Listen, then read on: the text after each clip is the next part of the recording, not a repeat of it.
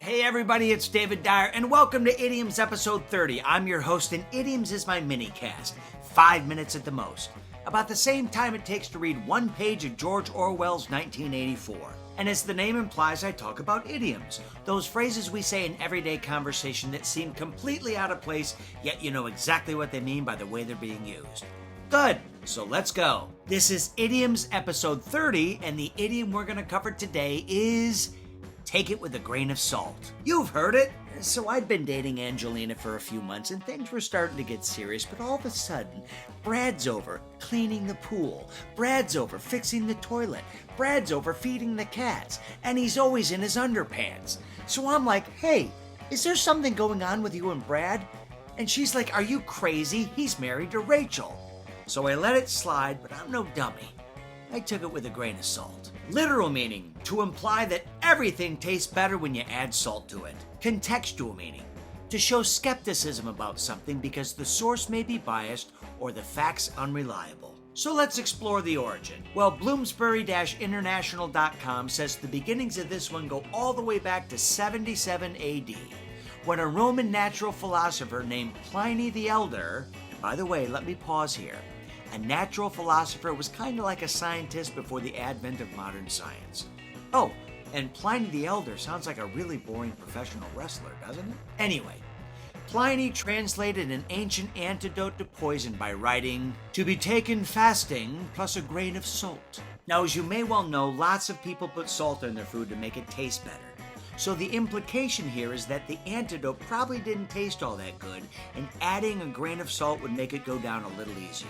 Now, while the phrase or the idea of the phrase may have continued on, phrases.org.uk says it doesn't pop up in print until 1647 in John Trapp's commentary on the Old and New Testaments, where he writes, "This is to be taken with a grain of salt." Now, based on the context of its placement in the book, it's not clear if he meant it literally or figuratively.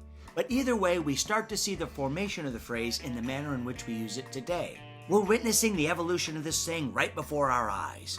Pliny gave us the sludge that crawled out of the ocean, and John Trapp is giving us the amphibian who can live on land or in the sea. Now, according to people.howstuffworks.com, the phrase seems to drift away for a couple hundred years until it pops up in 1908 in an American literary journal called The Athenaeum, which has a line that reads, "Our reasons for not accepting the author's pictures of early Ireland without many grains of salt."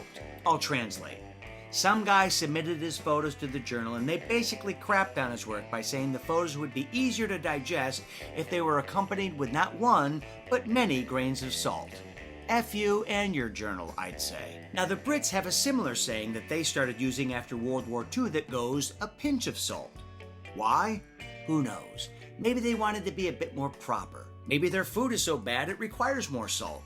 Maybe, just maybe, it's because they're British and doing anything American would be blasphemous. But obviously, as we venture on through the 20th century, we see the evolution of the phrase reach a point to where it's walking upright, making and using tools, and showing signs of hunting and gathering.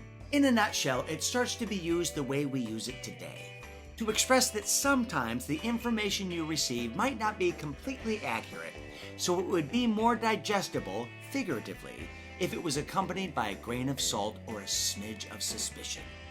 Watch your back. Kind of like when I was a dumb 21-year-old kid and bought my first car, a 1980 Olds Delta 88, and the salesman assured me there was no way that car wouldn't get me to California.